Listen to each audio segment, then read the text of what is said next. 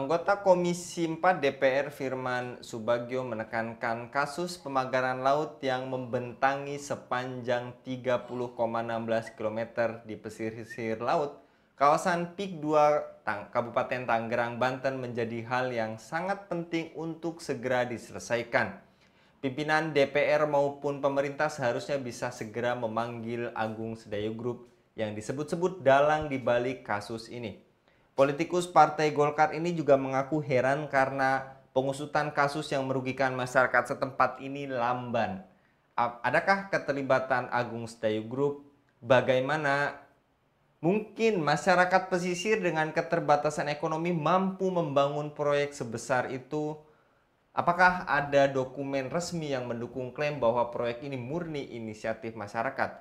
Untuk membahasnya kami terhubung dengan Bung Rocky. Kita sapa terlebih dahulu. Assalamualaikum warahmatullahi wabarakatuh, Bung Rocky. Waalaikumsalam warahmatullahi wabarakatuh, Bung Enggi. Lagi-lagi Bung Rocky, kita masih membahas PIK 2 dan polemik kali ini terkait pagar laut yang membentang lebih dari 30 km. Dan ada juga di pesisir lainnya seperti di Bekasi yang juga geger dengan pagar laut ini. Menurut Anda bagaimana mungkin masyarakat pesisir dengan keterbatasan ekonomi mampu membangun proyek sebesar ini? Apakah ada indikasi keterlibatan konglomerasi seperti Agung Sedayo Group ini, Bung? Ya, saya pikir sesuatu hal yang sangat mustahil, kalau orang bilang suatu hal yang mustahil, jika suatu masyarakat yang untuk memenuhi kebutuhan hari-harinya susah, dengan penuh keterbatasan, kita tahu bahwa para nelayan di Republik ini adalah golongan masyarakat yang sangat kesulitan dalam mengatur ekonominya, dalam mencapai kesejahteraannya.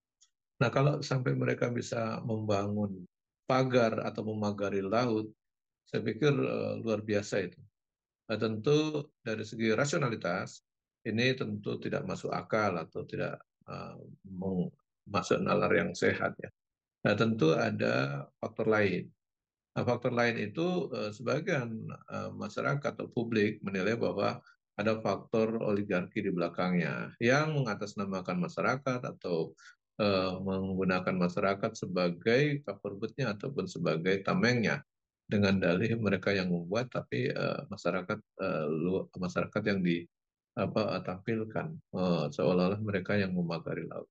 Saya pikir ini sangat mudah untuk ditelusuri siapa saja yang ada di belakangnya. Pertama, masyarakat tentu ditanya untuk diklarifikasi benar tidak mereka yang memagari. Bisa jadi mereka yang memagari, tapi dari mana pembiayaannya kan gitu. Nah, saya pikir kalau sekedar mencari kejelasan informasi ini, aparat kita tidak terlalu sulit lah. Karena faktanya ada, saksinya ada, barang-barangnya ada, saya pikir tinggal menelusuri. Tinggal persoalannya kemauan itu ada atau tidak gitu. Ini yang menjadi persoalan kita. Jadi kalaulah ada dugaan indikasi keterlibatan pengusaha besar di situ, ada istilah mereka menganggap Agung Sedayo Group di situ, ya saya pikir tidak terlalu sulit bagi aparat untuk mendeteksi itu. Tinggal persoalannya punya keberanian atau tidak, dan punya kemauan untuk menyelesaikan atau tidak. Saya pikir itu persoalannya, Bung Enggi. Kemudian ada informasi juga pemasangan dilakukan pada malam hari. Mengapa pada malam hari dan melibatkan pekerja dari luar daerah? Menurut Anda apakah ada dokumen resmi yang mendukung klaim bahwa proyek ini murni inisiatif masyarakat, Bung? Saya pikir kalau dikerjakan malam hari ini menarik ya. Mungkin jadi masyarakat jadi teringat eh, kisah KPU yang memutuskan hasil pemilu tengah malam gitu kira-kira. Jadi justru menimbulkan tanda tanya kalau dikerjakan malam hari itu. Ya, tetapi kita bisa memberikan penjelasan bahwa kenapa dilakukan malam hari. Ini sangat menarik perhatian publik kalau dikerjakan siang hari. Itu yang pertama itu. Kedua, kalau perhatian publik muncul akan ada kegaduhan. Sehingga bisa jadi mereka mengambil alternatif dikerjakan malam hari. Nah, saya pikir itu masyarakat jadi punya penilaian tersendiri gitu, menduga-duga kenapa harus dilakukan malam hari gitu.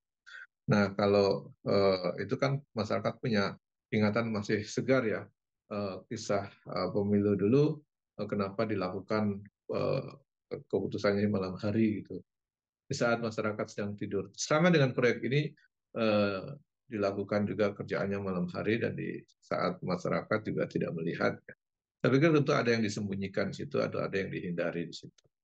Nah, kalau keterlibatan masyarakat dari luar, nah itu masih related, memberikan gambaran kepada kita bahwa memang ada yang ditutup-tutupi atau ada yang dihindari.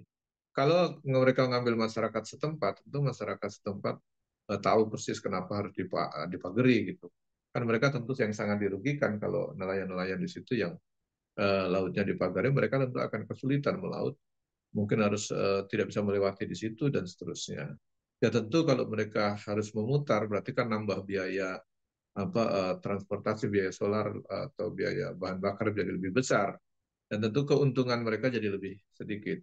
Sudahlah pendapatannya kecil, kehidupannya tidak terlalu baik, sangat pas-pasan, dipagari lagi gitu. Mungkin mereka akan tentu tidak mau, dan tentu akan terjadi penolakan sehingga mereka mengambil orang luar untuk memagari. Dan itu jadi mengkonfirmasi kenapa harus orang luar.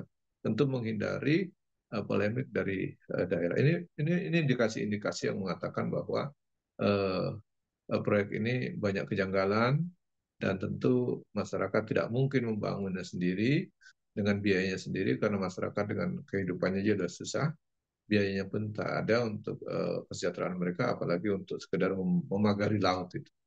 Nah, ini tentu ada penjelasan yang harus kita perjelas lagi di lingkungan tersebut. Kemudian kalau dibilang apakah ada dokumen yang mengindikasikan bahwa kegiatan itu inisiatif masyarakat atau dibuat oleh masyarakat, saya pikir itu sangat sulit kita buktikan, karena ya tentu tidak nampak.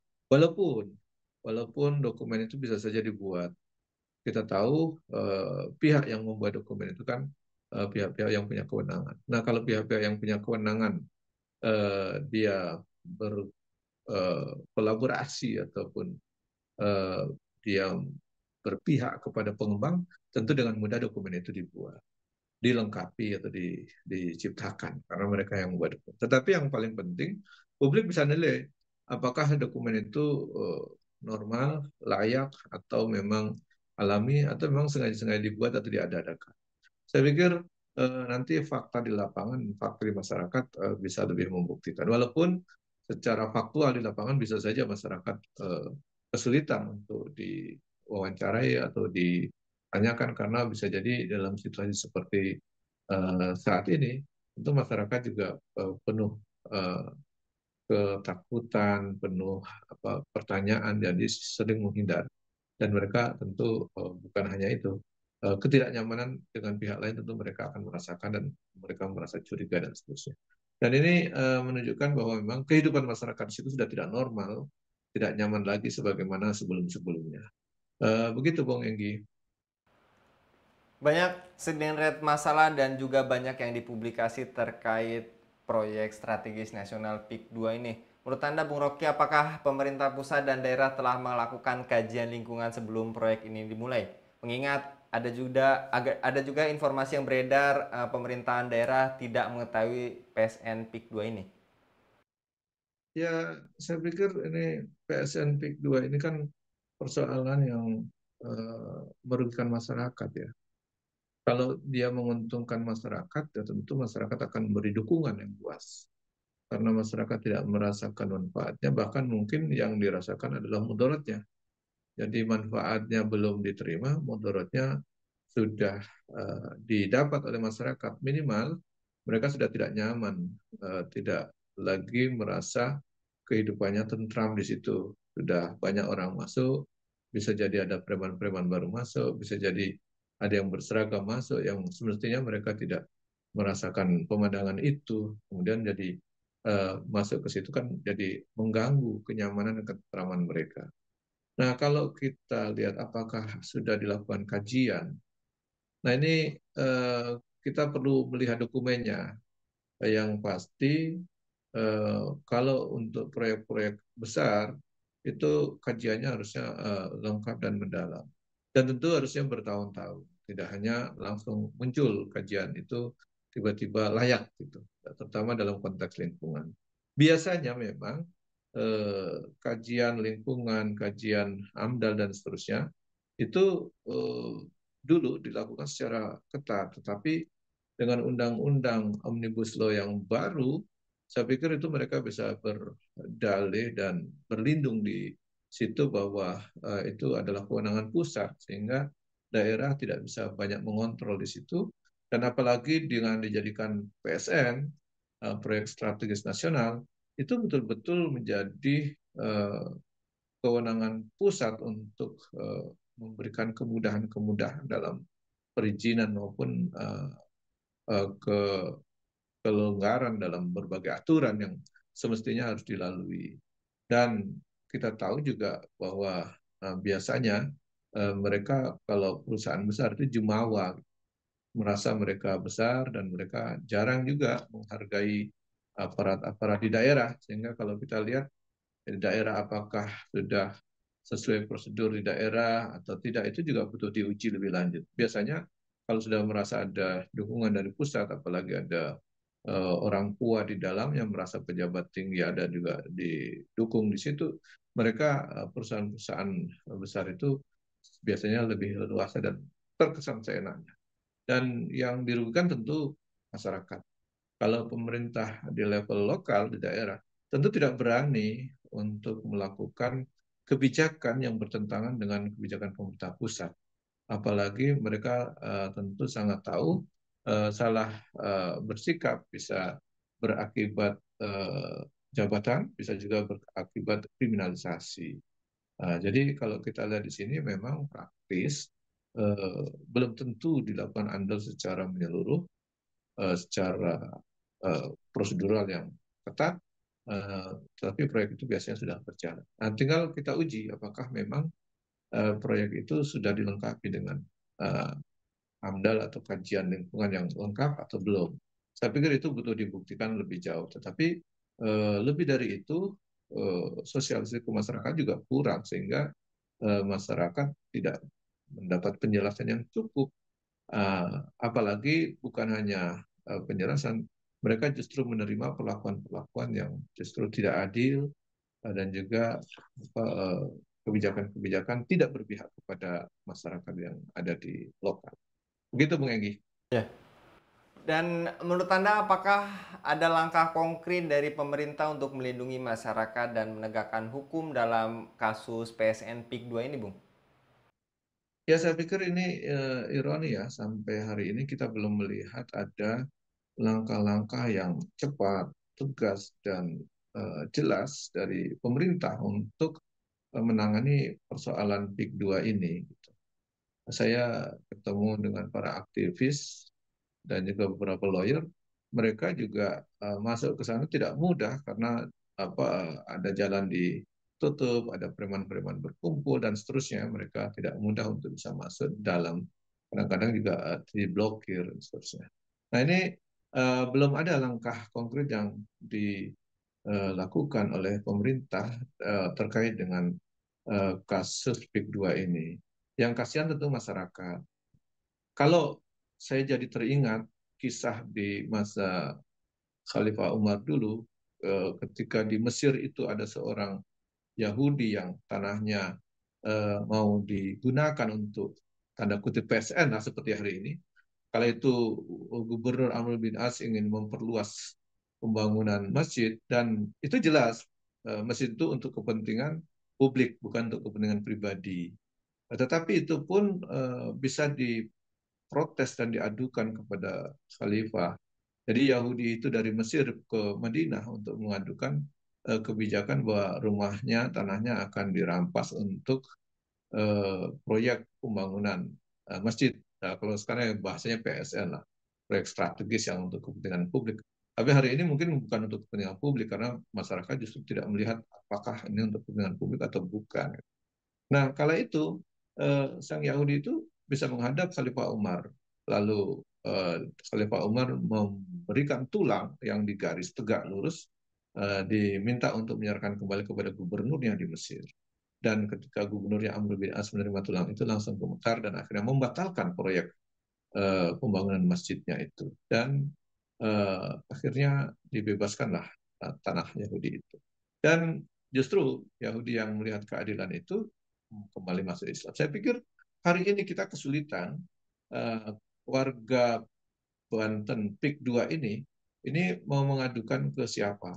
Karena sosok seperti Khalifah Umar hari ini tidak ada. Nah, itu yang entah mereka mau mengadu ke siapa. Kalau dulu satu orang saja tanahnya terampas, bisa berubah kebijakan proyek nasional itu dihentikan. Hari ini bukan satu orang, warga PIK 2 itu ratusan orang, bahkan mungkin kalau sepanjang yang makin luas itu bisa ribuan orang, beberapa kecamatan. Saya pikir mereka harus mengadu kemana? Kalau dulu satu orang Yahudi cukup mengadu kepada khalifah, langsung proyeknya dihentikan, ini sudah berkali-kali mungkin mereka mengadu kemana-mana, tidak ada yang menghentikan proyek itu. Saya pikir ini pelajaran penting bagi kita bahwa proyek strategis nasional tentu bukan pilihan dari rakyat yang tergusur dan tentu bukan manfaat yang mereka dapatkan, justru mudarat yang mereka dapatkan. Dan secara nasional kita belum paham, belum mendapatkan gambaran manfaat apa yang akan didapatkan secara nasional buat masyarakat. Tapi yang pasti ini masyarakat dirugikan, yang kelak diuntungkan adalah para oligarki dan para pendukung. Saya pikir di situ, Bung Enggi. Baik, jazakallah Bung Rocky untuk pemaparannya pada kabar petang kali ini. Jadi manuver terkait pagar laut ada siasat dari oligarki. Jazakallah sekali lagi Bung Rocky untuk pemaparannya pada kabar petang kali ini. Demikian pemirsa Ilava News, dukung dengan subscribe, share, dan like. Semoga menjadi kebaikan bagi kita semua di dunia dan di akhirat. Saya Anggi Suara diundur diri. Assalamualaikum warahmatullahi wabarakatuh.